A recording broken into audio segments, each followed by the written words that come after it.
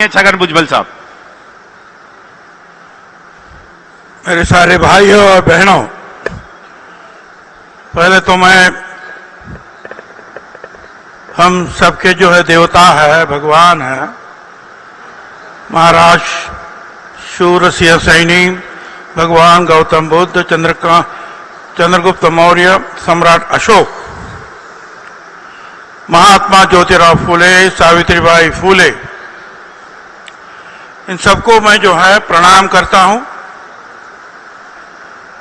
इस बहुत शानदार हॉल में आज ये सम्मेलन हो रहा है और उसके लिए पहले तो मैं कहूंगा कि जो हमारे बहुत ही पुराने साथीदार और जिन्होंने बहुत सालों से इस काम में जो है लगन से जो है प्रयास किया, भारत भर के सारे हमारे सैनिक, कुशवाहा, बाकी सारे सब लोग हैं या ओबीसी है, उनको इकट्ठे करने की कोशिश की। वो आदरणीय इंद्रजीत सैनी जी हमारे पास उपस्थित है, मैं उनको भी जो है नमस्कार करता हूं। बहुत आनंद की बात है कि हमारे यहाँ उप मुख्यमंत्री उत्तर प्रदेश सम्माननीय केशव प्रसाद मौर्य साहब हैं, माजी केंद्रीय मंत्री तथा सांसद उपेंद्र कुशवाहा, दिलबाग सैनी, आपके सबके अध्यक्ष राजकुमार सैनी, आजाद सिंह सैनी, श्रीमती कमलेश सैनी, प्रदीप सैनी, पीएम सैनी, संदीप नाइक, ताराचंद गहलोत, श्रीमती अलका सैनी, विनोद सैनी, गुरुदाल सैनी पूर्व सांसद, डॉक्टर कल्पना सैनी सांसद, ऐसे तो बहुत सारे नाम जो है आप लोगों में महानुभाव बैठे हैं। आज कई लोग हमारे में नहीं रहे। मेरठ के स्वर्गीय ताराचंद शास्त्री, पानीपत के फतेह सिंह सैनी, बिहार के देवेंद्र बाबू, सबकी याद आज मुझे आते हैं। बिहार के हमारे सीपी सिन्हा साहब भी जो है बीमार है। राजस्थान के मोती बाबा फूले नहीं आ सके।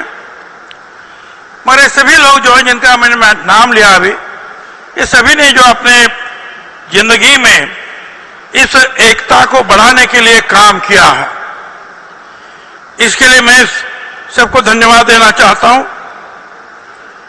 आज बिल्कुल दो चार लोग नहीं आए हैं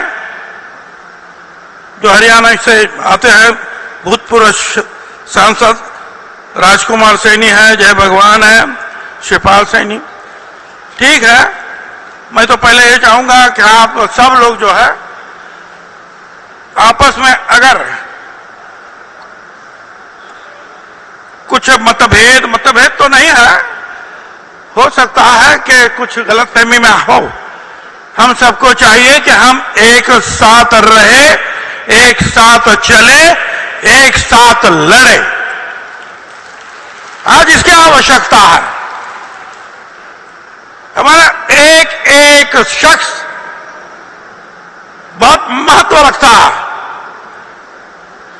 अरे हमारे पार्टी का एक कोई जो है कार्यकर्ता अगर हमको छोड़ देता है, तो जो महात्मा ज्योतिराव फूले ने कहा समाज के लिए, गरीबों के लिए, पिछड़ों के लिए, महिलाओं के लिए, उन सबको संविधान में लेने का काम डॉक्टर बाबा साहेब अंबेडकर ने किया।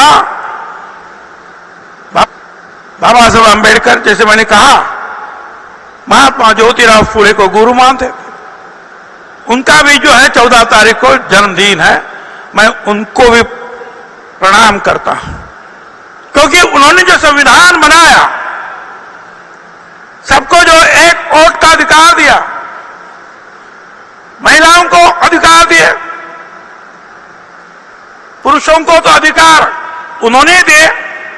पहले जमाने में हम सबको वोट का अधिकार नहीं था, महिलाओं को भी नहीं था। देने का काम डॉक्टर बाबा साहब अम्बेडकर ने किया। इसलिए आज हम यहां खड़े हैं। कोई एमएलए है, कोई सांसद है, कोई मंत्री है, उप मुख्यमंत्री, सब कुछ है। ये जो संविधान है उसके वजह से ये हो सका है। तो हम जब भी हमारा सम्मेलन हो, कोई प्रोग्राम हो, हमको चाहिए कि हमारे सारे भगवान, हमारे देवता यही है। बाकी किसी भगवान को आप माने वो बात अलग है। मेरे लिए तो यही जो है हे भगवान है सब कुछ। और उन्होंने जो कहा, उन्होंने जो कुछ किया आपके लिए, उसके रास्ते पर हम चलना चाहेंगे।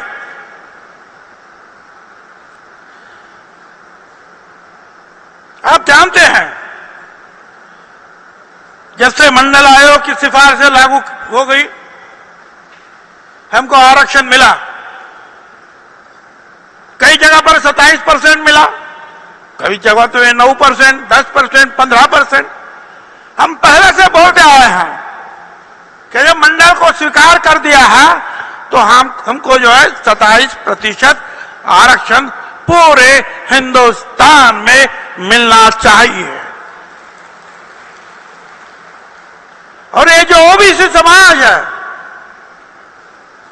उसमें आप बहुत बड़ी भूमिका जो है निभा रहे हैं। 54% इस देश के लोग ये ओबीसी है और इसीलिए मंडल आयोग ने हमको 27% आरक्षण दिया। ये तो बात ठीक है। इतिहास में क्या हुआ, किसने उसको दबा रखा, किसने नहीं होने दिया। आज भी वही हालात है अलग अलग राज्यों में। कई राज्यों में तो ठीक चला है मगर सभी राज्यों में ये नहीं हो रहा। मैं तो आप सबको कहना चाहूंगा, जो भी लोक प्रतिनिधि है, सारे जो है मेरे सांसद, सारे आपको भूलना नहीं चाहिए कि हम आज वहां बैठे हैं। इसका कारण ये जो ओबीसी समाज है, ये जो फुले शाहू अम्बेडकर का समाज है, आपकी जो एकता है उसके बलबूते पर यह आप सबको मिल रहा। और इसके लिए उसको हम ध्यान में रखते हुए उनके लिए काम करना होगा। यह है कि कुछ लोग हमको इज्जत देते हैं और कुछ लोग जो है हम लताड़ते भी हैं। महाराष्ट्र में यही हुआ। हो सकता है कि जगह जगह पे कुछ होता होगा। मैं आपसे कहना चाहूंगा, इज्जत और लाठी, इज्जत और लाठी दोनों तैयार रखो। जो जिसके लायक है वो उसको दिया करो। अगर कोई इज्जत देता है तो उसको इज्जत दे, मगर कोई हमारे ऊपर आता है चढ़कर तो उसका मुकाबला करने के लिए भी हमको तैयार रहना चाहिए। महाराष्ट्र में जो है गए साल में एक वहां के लीडर तैयार हुए और उन्होंने कहा कि सारा मराठा समाज जो है उसको ओबीसी में लेना चाहिए। हमने कहा भाई 4 आयोग उन्होंने जो है नकारा है, सुप्रीम कोर्ट ने नकारा है, आप कैसे आ सकते हैं? उसके बावजूद बहुत सारी ताकत उन्होंने खड़ी की। कुछ जो लोग हैं वो तो आ गए, ओबीसी में आ गए, मगर फिर जो है वहां की हमारी सरकार उन्होंने भी जो है साथ दिया है और कहा है कि भाई ये सब कुछ तो नहीं हो सकता है, कानून से जो होगा वो होगा। मगर ये बात वहां तक चली गई थी कि हमारा जो बीड़ शहर है वहां हमारे लोगों के घर जलाए गए, एमएलए के घर जलाए गए, होटल जलाए गए, उनकी फैमिली जो है वो संकट में आई। जब मैंने वो देखा तो 16 अक्टूबर को गए साल के मैंने मेरे मंत्रिमंडल का इस्तीफा दिया और कहा कि मैं जाकर अब वहां जो है उनके खिलाफ लड़ूंगा।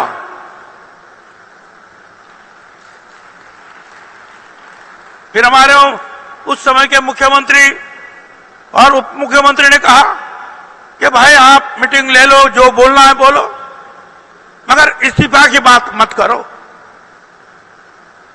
मगर उसके बाद महाराष्ट्र में 2 लाख 3 लाख उससे वे बढ़कर बहुत बहुत बड़ी रैलियां हुई, उसमें सारा ओबीसी समाज एक जगह पर आ गया और ये जो ज्यादती चल रही थी उसको रोकने का काम किया। ये कैसे हुआ? सरकार अपनी अपनी जगह पे काम करेगी और सरकार भी देखती है कि कितनी जो है, कितने सर यहां है, कितने लोग हैं।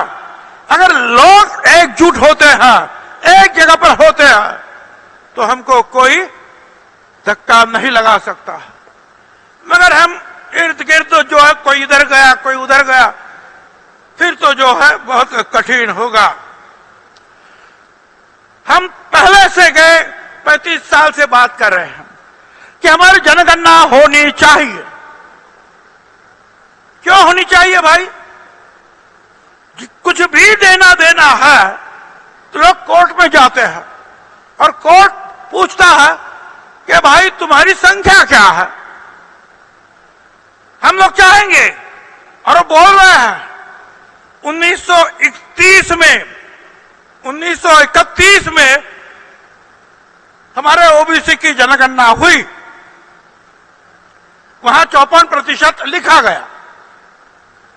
बाद में जो है वर्ल्ड वार शुरू हो गए, महायुद्ध, तब से ये बंद हो गए। आजादी मिली, नहीं हो सका।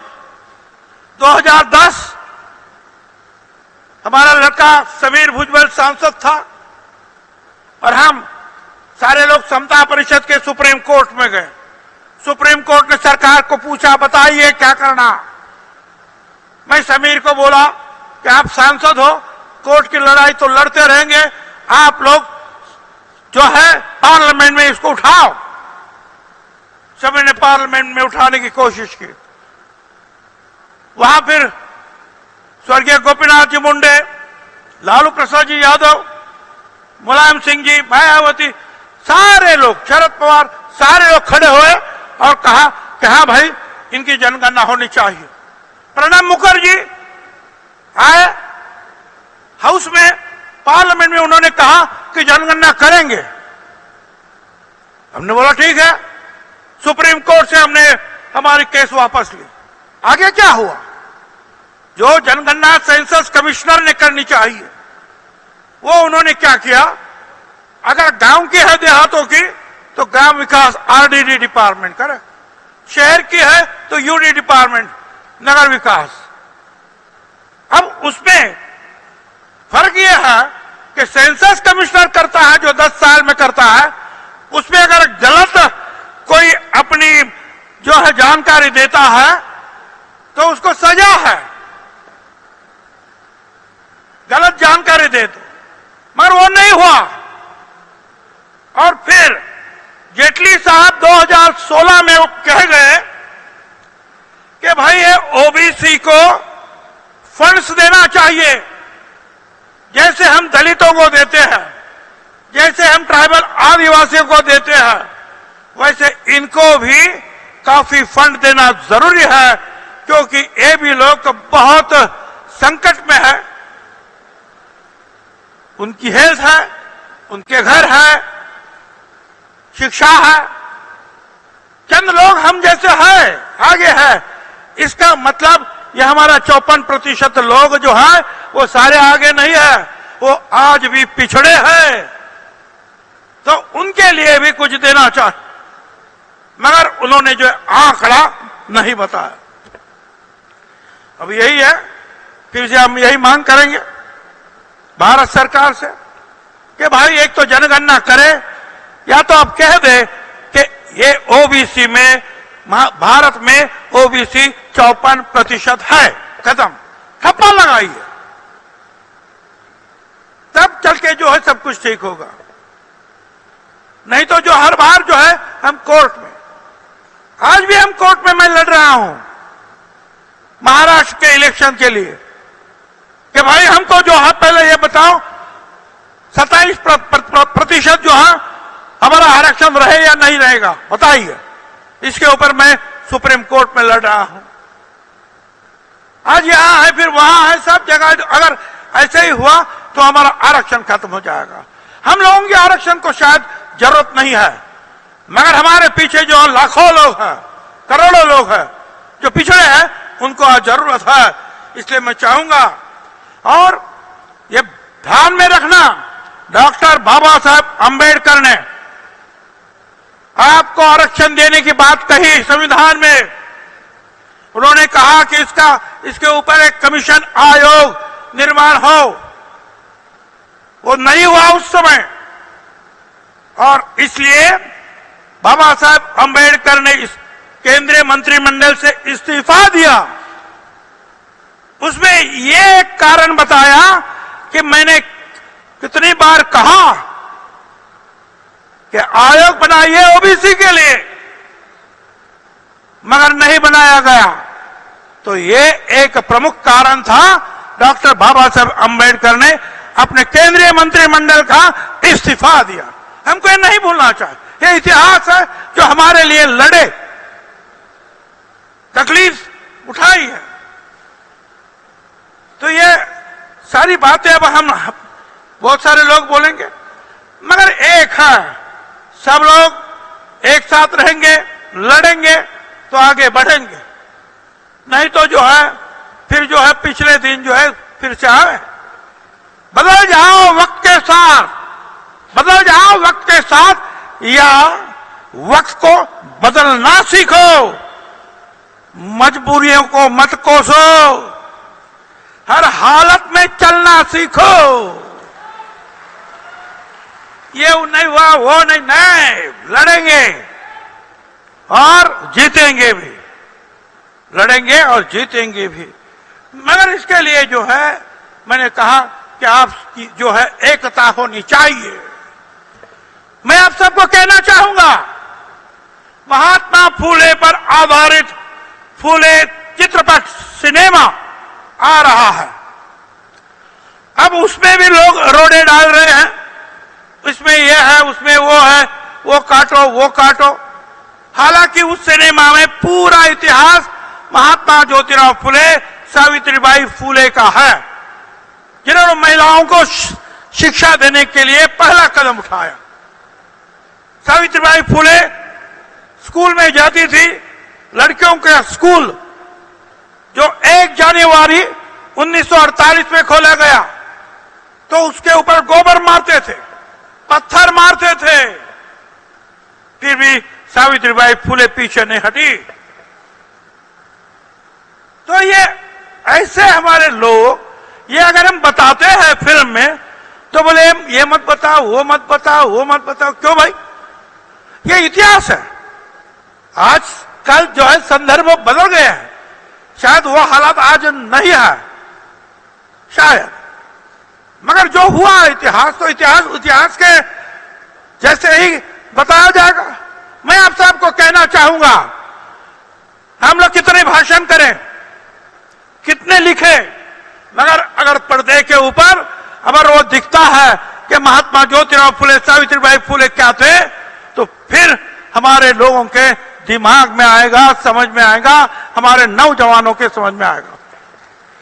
इसलिए जैसे ही वो फिल्म आएगी, हम लोग चाहेंगे एक एक शो ले और सारे हमारे लोगों को, कार्यकर्ताओं को बताएं, चलो देखो ये है महात्मा ज्योतिराव फुले, ये है सावित्रीबाई फुले, हमारे आइकॉन्स हैं, जिन्होंने हमें जो है दलितों को जो है हम साधारण लोगों के साथ लाया है, सबको एक साथ मिलाने की कोशिश कर रही है। तो ये हम करना चाहेंगे। मैं इतना ही कहूंगा, मुझे पता है कि बहुत सारे लोग हैं बोलने वाले हैं, कुछ लोग जो है कहते हैं कि महात्मा ज्योतिराव फुले को भारत रत्न मिलना चाहिए। मैं ना नहीं कहता हूं, मैंने यही कहा हमारे लोगों को, ये बताइए भारत रत्न कितने हैं और ये बताओ कि महात्मा कितने हैं। कितने हैं भाई महात्मा? दो। एक महात्मा ज्योतिराव फुले और महात्मा गांधी। अब लोग जो है वो भारत रत्न करके नीचे मत लाओ, इतना ही मैं जो है दरख्वास्त करना चाहता हूं। और लाया भी तो भी महात्मा का महात्म्य जो है हम लोग नहीं भूलेंगे, ये ध्यान में आपको रखना होगा। और फिर से एक बार यही कहूंगा मैं, परिंदे रुक मत, तुझमें अभी जान बाकी है, मंजिल दूर है, बहुत उड़ान बाकी है। आज या कल मुट्ठी में होगी दुनिया, लक्ष्य पर अगर तेरा ध्यान बाकी है। यूं ही नहीं मिलती रब की मेहरबानी, एक से बढ़कर एक इम्तिहान बाकी है। जिंदगी और जंग में है हौसला जरूरी, जिंदगी और जंग में है हौसला जरूरी, जीतने के लिए सारा जहां बाकी है। तो अगर हम साथ हैं तो सारा जहां जीत सकते हैं। बहुत बहुत शुक्रिया। जय ज्योति, जय क्रांति। धन्यवाद।